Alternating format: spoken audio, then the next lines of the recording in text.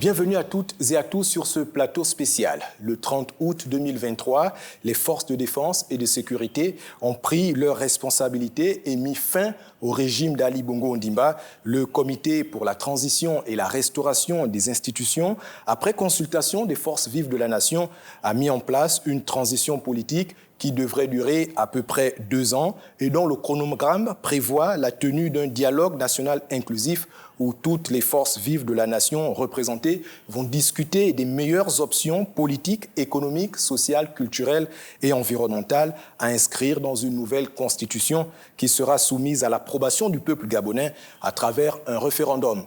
Nous sommes reçus ce jour par le Conseil des notables et dignitaires de la nation et le collectif des sages du Gabon. Messieurs, bonjour. Nous sommes avec Monsieur Paul Malékou. Vous avez été plusieurs fois ministre d'État et membre du premier collège de la Cour constitutionnelle mis en place au lendemain de la conférence nationale. À vos côtés, Monsieur Eugène Revangué, qui a été également haut fonctionnaire pendant de longues années. Monsieur, bonjour et merci de nous recevoir. Merci. Première question, Monsieur Paul Malékou. Pourquoi était-ce important d'instaurer une transition au Gabon? Cette question pourrait être posée à tous les Gabonais qui sont nés après 90, instauration du multipartisme.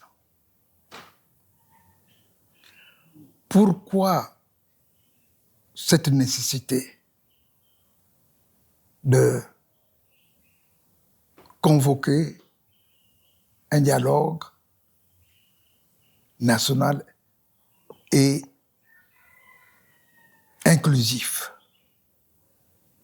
C'est parce que nous tous,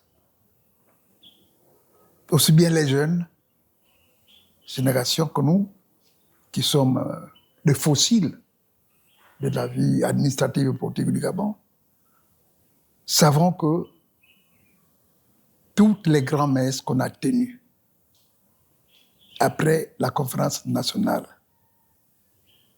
de mars-avril 1990, les accords de Paris avec la paix des braves, de feu Pierre-Louis Agonjo, les dialogues d'Angoundji, le dialogue d'Arambo, la concertation politique qui était prévue avant les échéances normales des élections, nous avons tiré de tous ces rassemblements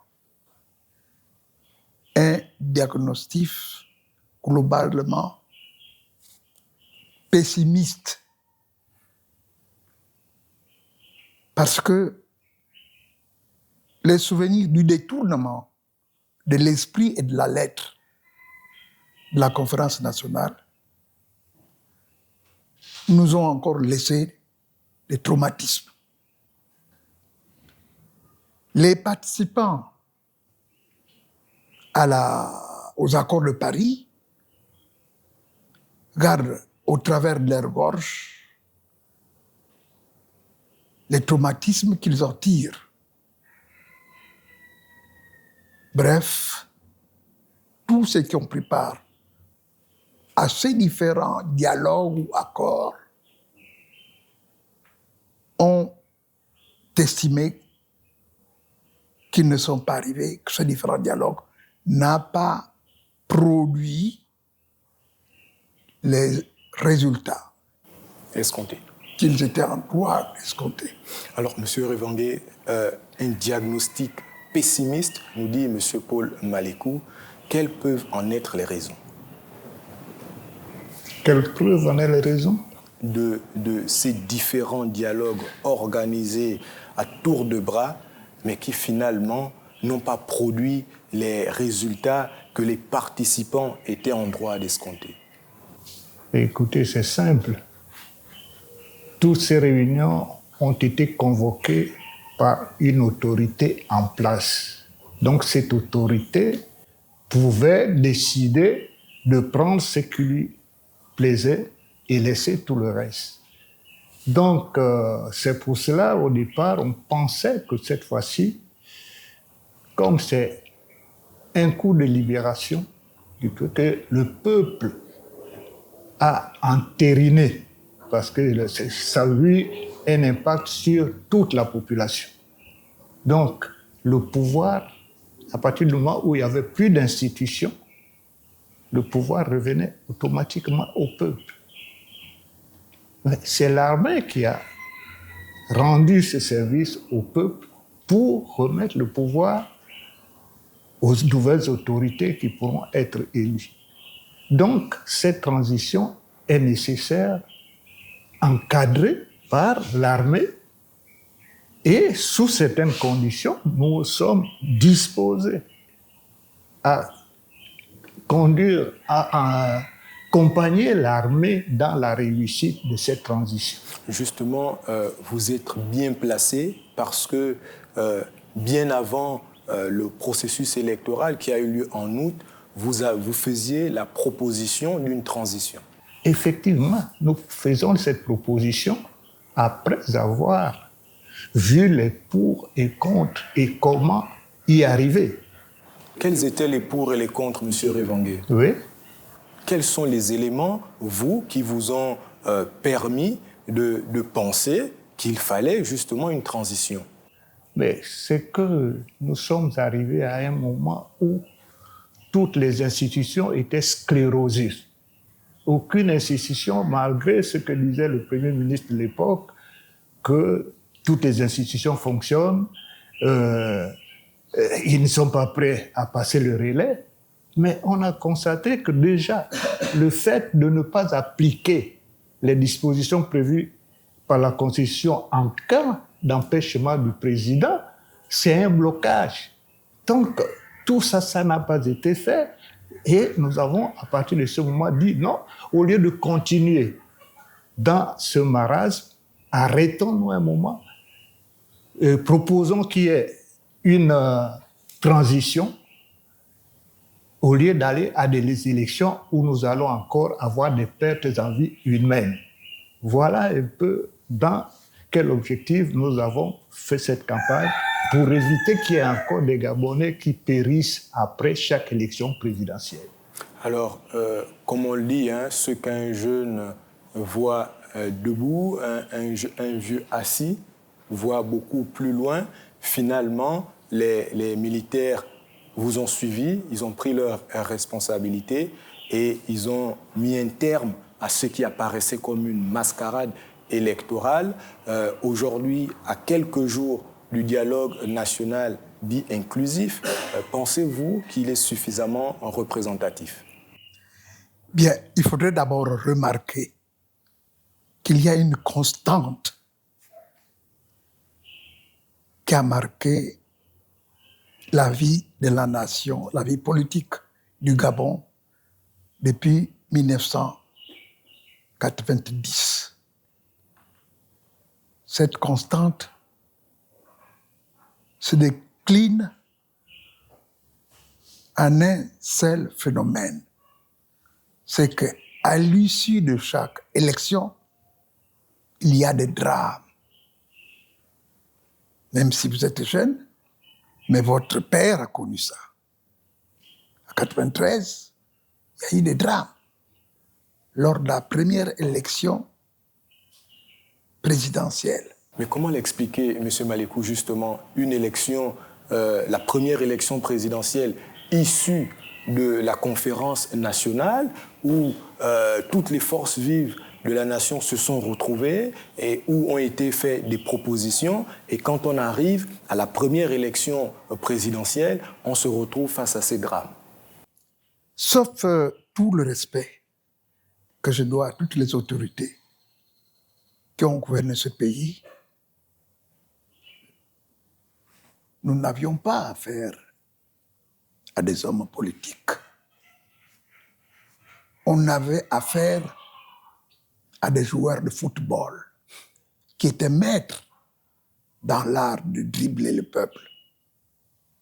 Même lorsqu'on s'était mis d'accord sur un format déterminé, mais malheureusement, le pouvoir échoyait toujours à ceux-là qui avaient l'habilité de dribbler le peuple, à ceux-là qui, comme moi, croyons naïvement que chaque réunion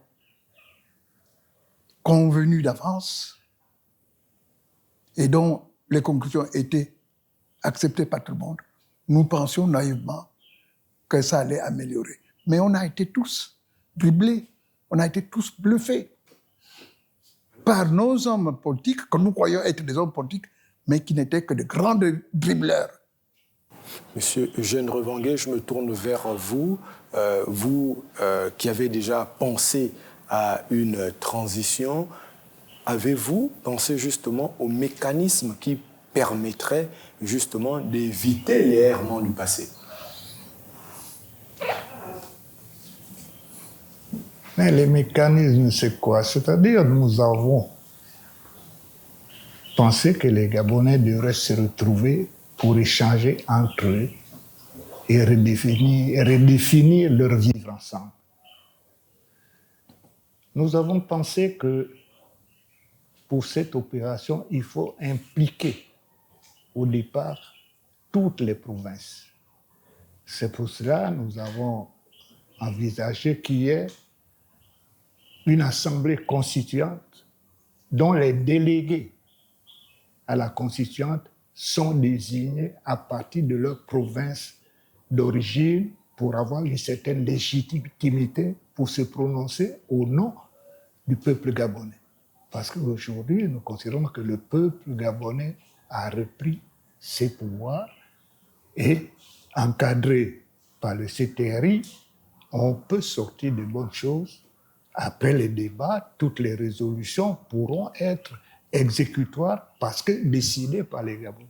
C'est comme ça que nous avons analysé les choses à un moment donné.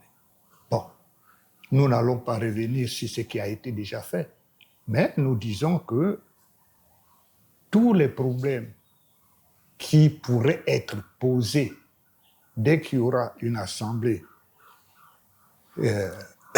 une mise en place d'un forum, quel qu'il soit, il faudrait que ce forum se définisse d'abord par lui-même.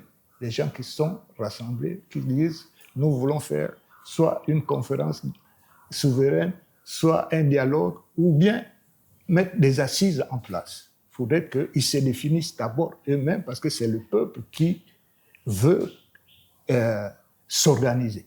Donc, nous pensons que ces gens-là qu'on va inviter doivent d'abord opter quelle est la nature de leur assemblée. Et à partir de ce moment, ils savent comment ils peuvent s'organiser avec, si c'est une constituante, il y aura toutes les commissions d'une assemblée parlementaire. Donc, avec des gens qui sont délégués, qui ne sont pas des parlementaires, mais qui sont des délégués à la constituante. Donc, il y aura une commission certainement pour la Constitution, une commission pour ceci, une commission pour cela, et pourquoi pas ne pas envisager en même temps, concomitamment, une commission vérité, justice, réconciliation. Oui, et réparation et réconciliation. Pourquoi pas? Justement, on le sait, ça a été l'un des points de discorde dans le cadre de la préparation, finalement, de ce dialogue. Monsieur Malekou, quelles peuvent être les conséquences ou quelles ont été les conséquences pour les grandes rencontres qui avaient été organisées auparavant? Écoutez, je ne vais pas prêter des intentions au chef de la transition. Je crois qu'il a positivé sur ce point particulier. Je convoque un dialogue national et inclusif, mais il n'y a pas de domaine tabou. Que le peuple réuni en dialogue eh bien, discute de toutes les questions. Et je crois qu'il a confirmé ça à certaines occasions, dont certains d'entre vous, je pense, avaient été témoins. Parce qu'il n'y a pas longtemps, le président de la transition a reçu la même composante que celle qui vous reçoit aujourd'hui, une délégation du collectif des sages du Gabon et du conseil des notables et dignitaires de la nation. Je crois qu'il leur a dit, écoutez, c'est normal, mais ce n'est pas ici qu'il faut poser cette question. Posez la question quand vous allez vous retrouver en dialogue national et inclusif. Il n'y a pas de question taboue. Même si vous mettez les militaires là-dedans, nous, militaires, on est disposés, on est ouverts. On le sait quand même, il y a des questions qui ont quand même suscité quelques controverses. On parle de la participation des partis politiques, et notamment de l'ancien parti au pouvoir. On le sait, votre position était de suspendre les partis politiques. Maintenez-vous cette position ou bien a-t-elle évolué? Pour dire qu'elle évolue, effectivement, nous avons souhaité la suspension des partis politiques. Parce que pour nous, aujourd'hui, les partis politiques viennent plutôt pour des raisons de préparation des prochaines échéances, alors que nous n'avons pas encore de constitution. Parce que toutes les toutes les institutions de la nation partent de la Constitution. Nous n'en avons pas. Comment on peut penser élection alors que nous n'avons pas encore rédigé notre Constitution? Donc, nous pensons que le temps de la transition sera défini par les assises. Parce qu'il faudrait qu'on regarde bien ce que les Gabonais veulent pour avoir comme constitution. Les valeurs que les Gabonais veulent qu'on mette dans leur constitution. Je vous prendrai un cas simple. Chez nous, dans nos habitudes, dans toutes les communautés gabonaises, la parole donnée est sacrée. C'est une vertu. Celui qui ne respecte pas la parole donnée est mis au banc des actes, au banc de la société, voire devient paria. Alors que chez les Occidentaux, les promesses n'engagent que ceux qui les écoutent. Vous voyez qu'il y a vraiment une opposition de la conception de la vie entre l'Occident et les Africains, rien que pour cette histoire de parole donnée. Donc, nous voulons que la constitution qui va venir soit conçue par les Gabonais, écrite par les Gabonais, et qu'elle serve aux Gabonais le plus longtemps possible. Ce n'est pas subir des modifications à l'image de quelqu'un qui veut se maintenir au pouvoir. Voilà un peu notre objectif. Justement, M. Paul Malécou, une constitution qui soit à l'image de ce que veulent les Gabonais, on le sait, dans nos valeurs également, le dialogue est l'une des valeurs cardinales lorsqu'on est en Afrique. Qu'est-ce qui peut faciliter la réconciliation avec ceux qui avaient la gestion hier? Est-ce que c'est uniquement la commission Vérité, Justice, Réparation et Réconciliation, ou bien vous vous dites aujourd'hui que vous êtes confiant que, comme on dit, le dialogue a ses vertus et que c'est en dialoguant finalement que les Gabonais peuvent retrouver un mieux vivre ensemble? Bien, même si je dois me référer à l'ancienne devise du parti-État de l'époque, dialogue, tolérance et paix, vous avez prononcé un mot. Vous avez parlé de confiance. La confiance, c'est l'antidote du faux, du mensonge. Et je pense que le premier élément, le premier ingrédient qui devrait présider au prochain dialogue national et inclusif devrait, un, nous faire confiance les uns aux autres. D'abord, aux promoteurs de ce dialogue, c'est-à-dire au CTRI. Nous faire confiance à nous qui allons participer à cette grand-messe populaire. Ce que dit l'autre, c'est vrai. Il ne me cache pas la vérité.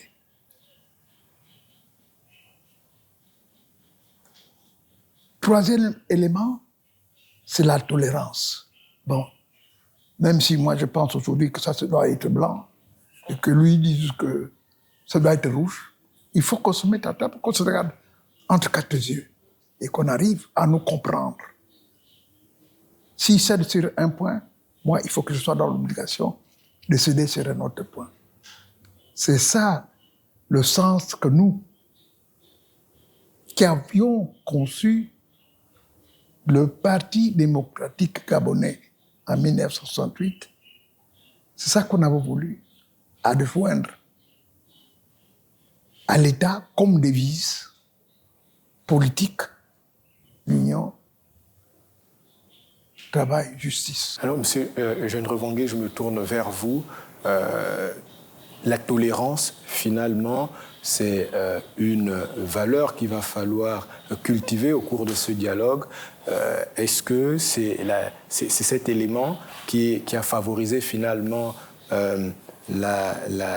l'intégration des hommes de Dieu à majorité dans le bureau du dialogue? Ben, vous savez que il peut y avoir tolérance, mais il faudrait que les gens reconnaissent au moins qu'ils se sont trompés. Qu'ils essayent, c'est pas demander pardon pour la forme ou pour ces militants, mais demander un véritable pardon après avoir reconnu les erreurs qu'ils ont commises. Mais si on ne reconnaît pas les erreurs, on croit qu'on a toujours bien fait, bon, on ne peut pas pardonner quelqu'un qui ne demande pas pardon. On ne lui force pas de demander pardon, mais sa conscience doit d'abord l'amener à changer des habitudes. Parce qu'il y en a qui ont adopté certaines habitudes quand même qui ne sont pas dans nos us et coutumes tolérées. Donc, on ne peut pas refuser. Est-ce qu'aujourd'hui, avec la conduite de la transition, vous constatez que finalement, ces habitudes, ces comportements sont encore présents? Mais quand vous voyez la réaction de certains partis politiques, je ne sais pas quel est votre point de vue, mais nous avons... Nous sommes neutres, monsieur Eugène. Vous êtes neutre, oui, mais nous avons quand même des appréhensions pour dire est-ce que ces partis politiques-là ne vont pas saboter les assises?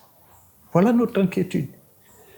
Nous voulons vraiment une réussite de ces assises. Et je le répète, nous sommes prêts à encadrer, enfin, avec l'encadrement de CTRI, d'aller jusqu'au bout.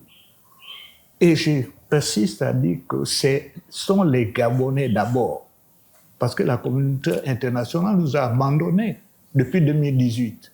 Pourquoi se précipite-t-elle maintenant pour venir nous donner des leçons? Vous serez favorable que la transition soit prolongée? Mais c'est pour ça que j'ai dit que ce sont les assises qui vont déterminer le temps de la transition, compte tenu du travail à faire, parce qu'il faudrait que nous sortions une constitution qui répond aux impératifs des Gabonais.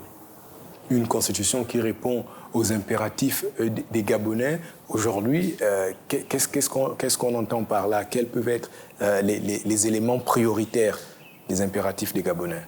Mais les éléments prioritaires, nous sommes partis, par exemple, aujourd'hui, on fait toujours référence à la Constitution de 1991, qui est évidemment un copier-coller de la Constitution française de 1958.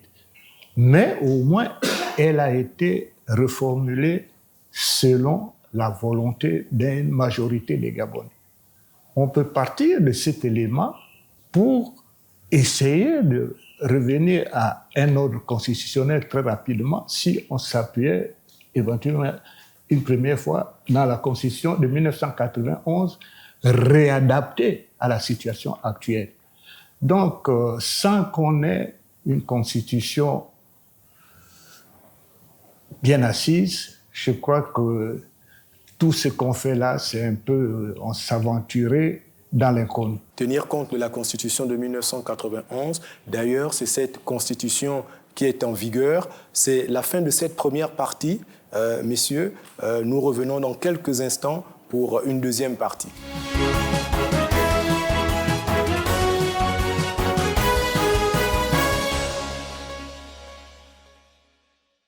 Nous sommes dans la deuxième partie de ce plateau spécial en compagnie de M. Paul Malékou, représentant le Conseil des notables et dignitaires de la Nation, et M. Eugène Revangué, représentant le collectif des Sages du Gabon.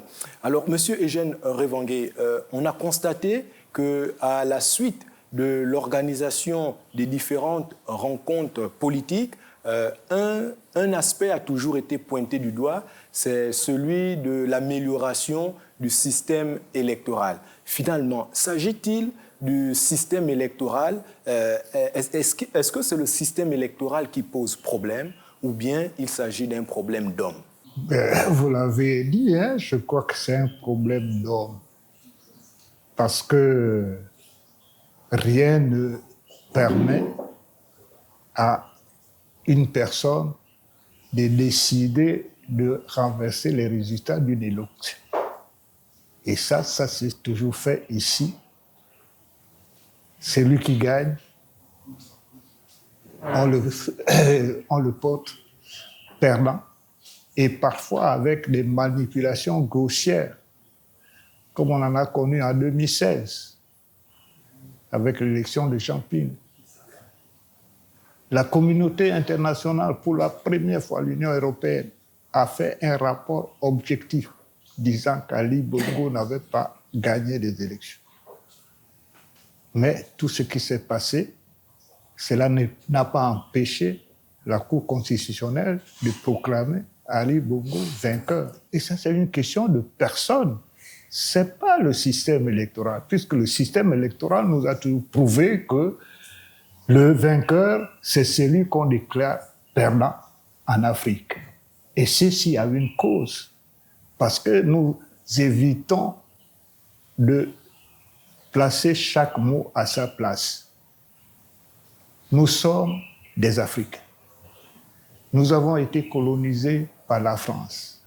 Et dans tous les pays africains, c'est à peu près le même scénario qu'au Gabon. Monsieur Eugène Revangué, vous ne voulez pas qu'on parle de ça. On constate quand même que dans d'autres pays africains, également colonisés par la France, là-bas, ils arrivent quand même à mettre en place ou respecter certains principes démocratiques. Donc, quelque part, est-ce qu'il ne s'agit pas aussi de la responsabilité des Africains eux-mêmes de pouvoir faire respecter leur volonté? Bon, je vous dis que nous avons tous été formés, pour la plupart en Europe et notamment en France.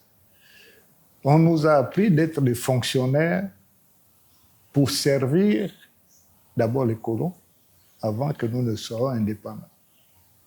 Et aujourd'hui, les gens ont l'impression qu'ils sont là pour servir les chefs d'État et non au service des citoyens gabonais.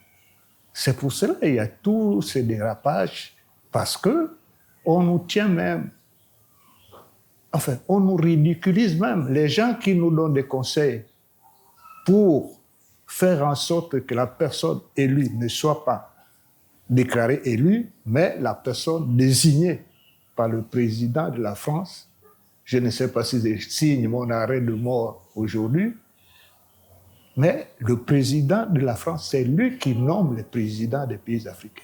Et le peuple sénégalais a une autre formation que nous n'avons pas eue. Parce que déjà, au départ, c'est des gens comme les Senghor qui ont dirigé le Sénégal, qui avaient une autre culture, une autre compréhension, la compréhension africaine et la compréhension occidentale. Ils ont réussi à placer dans la succession des gens capables de se succéder. Et aujourd'hui, capables de se succéder. Oui. Monsieur Paul Malécou, je me tourne vers vous.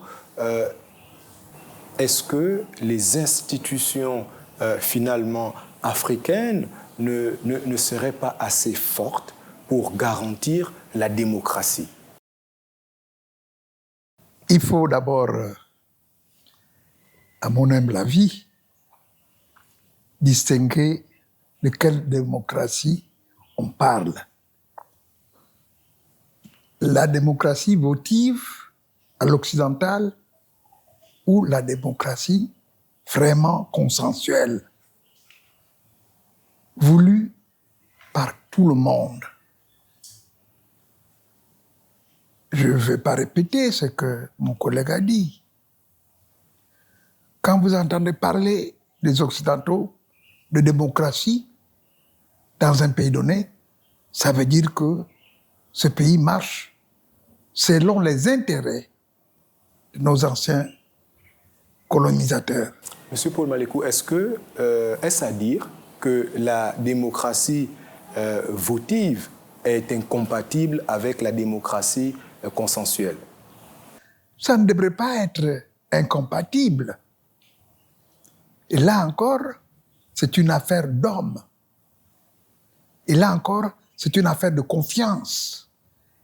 Et là encore, il faut prendre toutes les dispositions nécessaires pour éviter le faux. La constante de la vie politique gabonaise, à partir de 1990, c'est le faux. À chaque occasion politique qui est donnée au peuple gabonais de choisir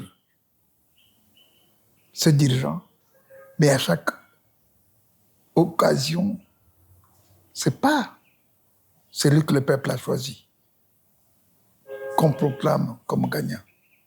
C'est au contraire le contraire de celui qui est vomi par le peuple qu'on élève au nu. Il s'agit d'une affaire d'hommes. Le faux, parfois, prend le dessus lorsqu'il s'agit de certaines élections. Est-ce que, finalement, le changement d'acteur peut être positif pour que, finalement, on connaisse cette véritable démocratie dans laquelle celui qui est choisi par le peuple gabonais, c'est celui-là qui dirige aux destinées de ce peuple? Je crois que c'est l'objectif visé par le dialogue national et inclusif.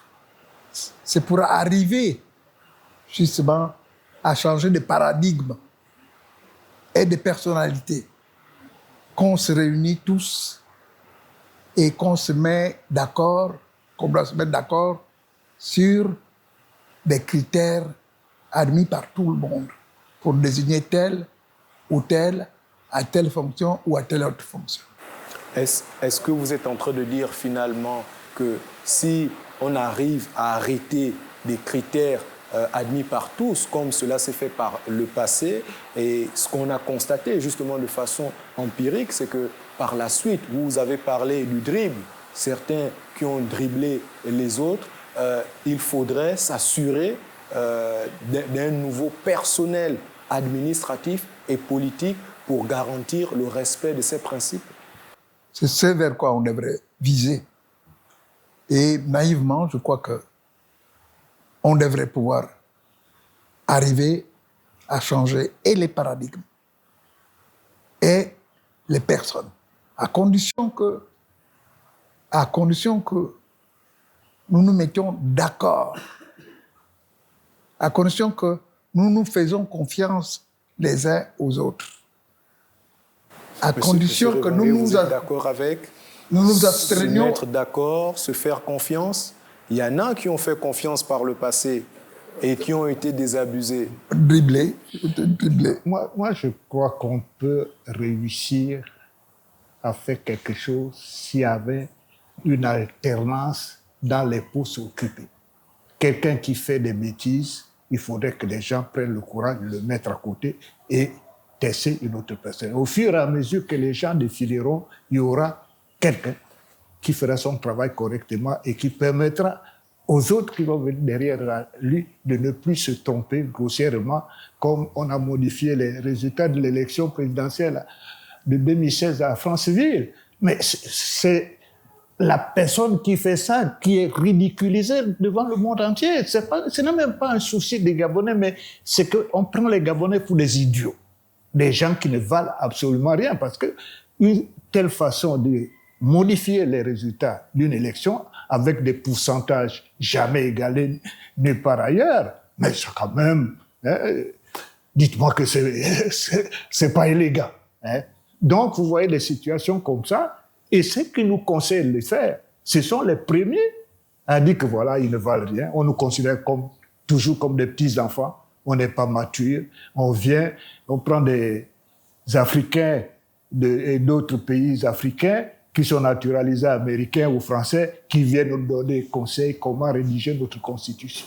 Alors, vous trouvez ça normal ? On peut aisément penser que, justement, l'occasion du dialogue, c'est de permettre de relever tous ces éléments-là. Monsieur Paul Malekou, est-ce que vous pensez, finalement, qu'il serait aussi important de mettre certains verrous au sein de la Constitution ? Mais parfaitement. Mais parfaitement. À quoi pensez-vous ? Ben, il y a, j'espère que je ne dévoile aucun secret, il y a des verrous qu'on peut mettre dans une constitution. Par exemple, dire que la forme républicaine de l'État, le nombre des mandats, la durée des mandats, arrêtés par la loi fondamentale, ne devrait faire l'objet d'aucune modification. Et que celui qui fait ça, il doit être poursuivi pour haute trahison. C'est fini, c'est verrouillé. Or là, on a modifié, on voulait modifier. Vous êtes jeune, mais souvenez-vous de la période d'Akomamba, quand on voulait faire du Gabon, Akomamba, quand on voulait faire du Gabon un royaume. Verrouiller, la forme de l'État, comment on va? Il faut verrouiller ça. Vous êtes d'accord, effectivement, verrouiller certains aspects de la Constitution? Mais c'est l'objectif même que nous avons proposé dans la révision de la Constitution de 1991. On l'a réécrite pour essayer de mettre ces verrous. Donc, de ce côté, nous sommes parfaitement d'accord.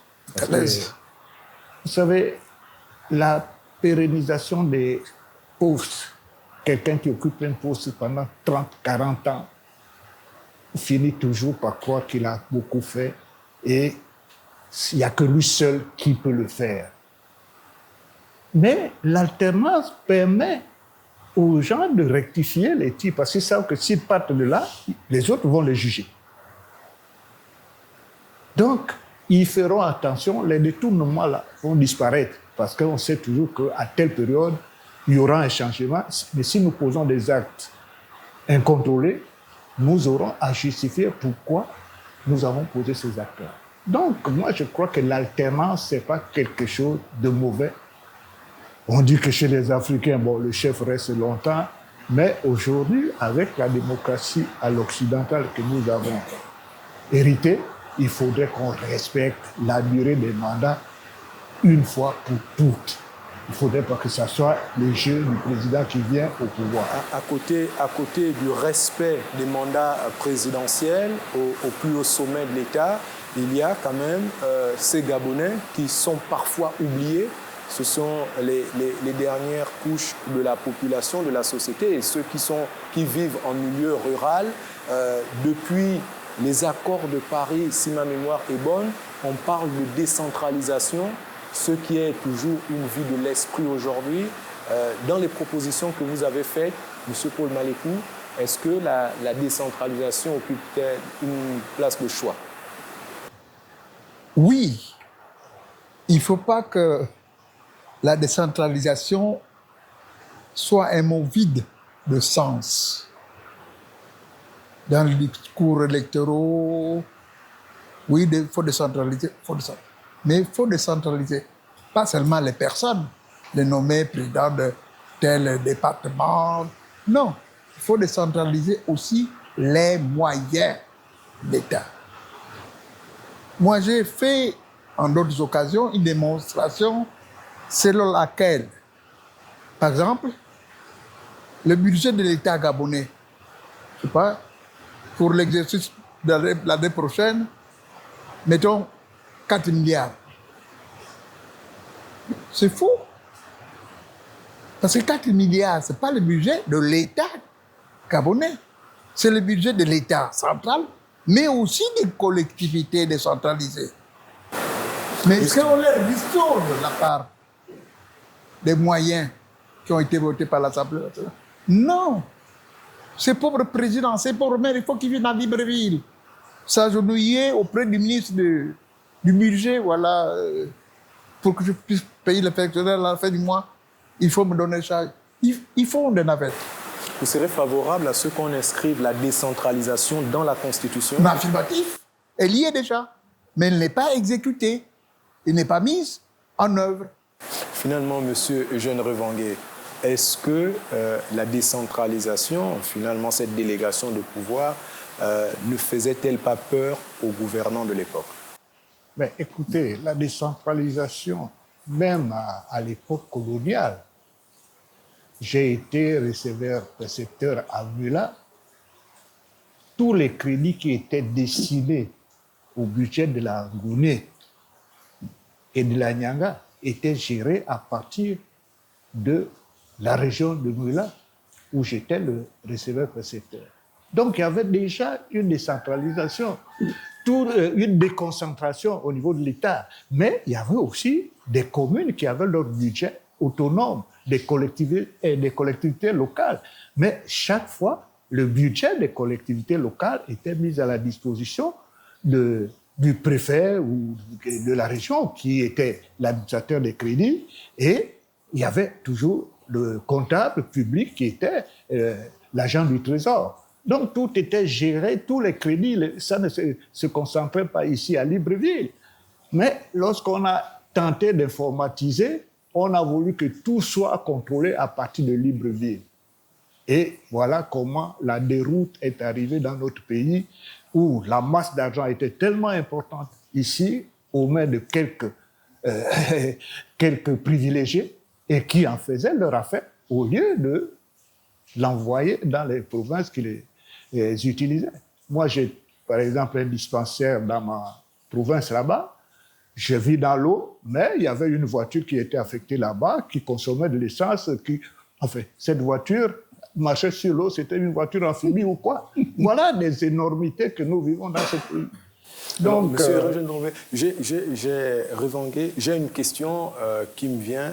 Récemment, on vous a vu, vous avez été reçu par le président de la transition, le chef de l'État, le général Brice Clotaire Oligui Nguema, à qui vous avez fait des propositions, 3 propositions de la forme de l'État républicain. Pouvez-vous revenir sur ces 3 propositions et qu'est-ce qui les motive? Ben, écoutez, c'est-à-dire, depuis les indépendances, les Gabonais n'ont jamais eu à choisir le mode de constitution qu'ils voulaient pour qu'il soit conduit. Donc, dans les régimes en Occident, il y a le régime parlementaire où l'Assemblée nationale a un pouvoir parce que le Premier ministre est toujours choisi dans le parti majoritaire. Donc, là, l'Assemblée a un pouvoir sur le gouvernement, plutôt sur le chef de l'État, parce qu'au moins, les responsabilités sont partagées. Il y a donc le régime parlementaire qui permet, où le président est là, mais toutes les décisions sont prises par le gouvernement. Ça, c'est le régime parlementaire. Il y a le régime présidentiel, comme aux États-Unis. Le président est élu avec son vice-président, mais là, c'est le président qui est responsable devant le peuple, devant le Congrès. Et au Gabon, si nous avons le régime présidentiel, nous pensons que, en fait, le régime présidentiel doit être total, avec un président et un vice-président élus sur la même liste. Ce n'est pas un vice-président nommé qui n'a pratiquement pas de pouvoir réel. Ou bien nous sommes dans le régime parlementaire, donc c'est à partir de l'Assemblée qu'on forme le gouvernement, nommé par le président, etc. Mais nous avons imaginé une autre constitution que nous avions appelée constitution par délégation. Justement, dites-nous en plus, qu'entendez-vous par là? La constitution par délégation, c'est quoi? C'est une constitution à l'africaine basée sur la MAT et le traité de Cancun, je crois, où tout est décidé par consensus. Vous amenez toutes les communautés nationales que vous avez, chaque communauté nationale désigne un certain nombre de représentants pour former l'Assemblée. Et ces représentants désignent leur président par délégation. Ils se choisissent entre leur président et leur premier ministre. Donc, il n'y a pas d'élection à ce niveau-là. C'est le consensus de toutes les communautés pour désigner un tel ou tel autre. Oui, mais dans le contexte où nous vivons, M. Eugène Revanguet, pensez-vous que finalement la communauté internationale, parce qu'il faut bien le reconnaître, hein, on vit dans cette mondialisation, il y a cette communauté internationale qui est là, est-ce qu'elle serait favorable à cette forme de régime? Mais la communauté internationale, justement, si nous ne pouvons pas nous définir nous-mêmes, nous attendons tout de la communauté internationale, et la communauté internationale impose sa volonté par rapport à ses intérêts. Il n'y a pas d'amitié là-dedans. Ce sont les intérêts qui marchent. Donc, à partir du moment où on aura pas d'élection, ils n'auront pas à corrompre les gens pour dire, bon, c'est toi, tu m'accordes ça, en retour, tu auras ça. C'est ça qui embêterait éventuellement la communauté, qui permettrait à la communauté internationale de nous regarder faire, de négocier avec nous sur la manière d'échange qu'on va établir de part, enfin, disons, partenaire gagnant-gagnant. Mais pour le moment, ce n'est pas ça. Oui. Vous également, je sais que vous faisiez partie de cette délégation, vous êtes partisan de cette forme de régime à l'africaine? Nous avons, partisans ou pas participants, nous avons soumis et nous allons soumettre, dans le cadre de nos contributions, ce choix au peuple gabonais. Bon, beaucoup d'entre nous pensent qu'on n'est peut-être pas encore assez mûr de nous éloigner, pour nous éloigner des paradigmes communément admis dans le monde entier. Mais, quel que soit le type de démocratie que nous pratiquons, mais il faut fonder cette démocratie sur notre souveraineté. Alors, où est notre souveraineté nationale?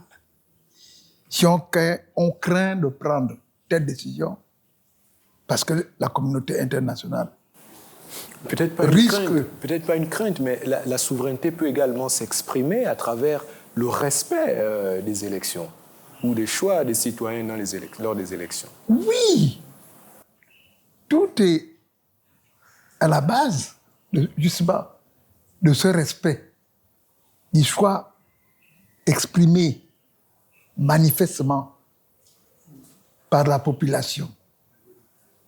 Là où certains système fausse le débat, c'est là où justement il y a des interventions qui sont faites de l'extérieur, sans respect de notre souveraineté, pour ne placer qu'à la tête de nos pays, afin de mieux les manipuler, afin de mieux les exploiter.